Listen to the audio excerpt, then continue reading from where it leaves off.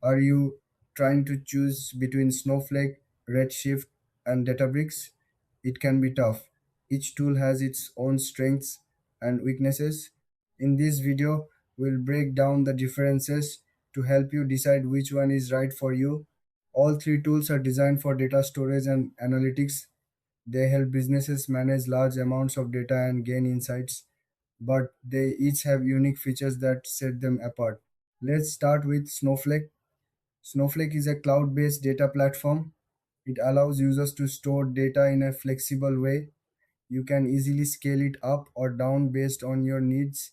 It also supports diverse data types, making it great for various applications. Now, let's talk about Redshift.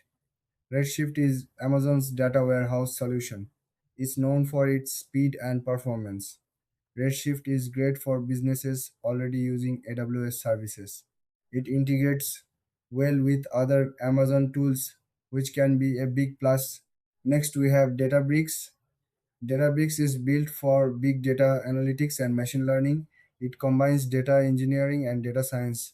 This makes it ideal for teams working on advanced analytics projects.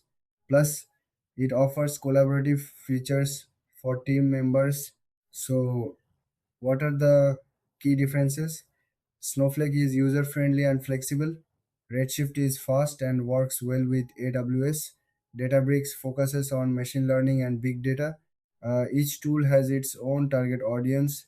When it comes to features, Snowflake offers automatic scaling.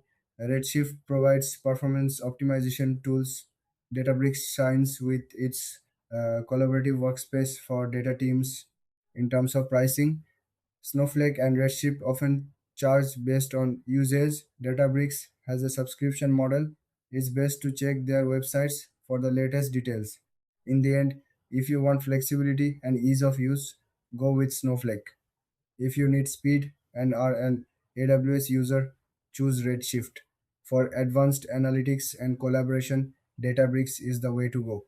If you found this video helpful, please like and subscribe for more comparisons like this one. Thanks for watching.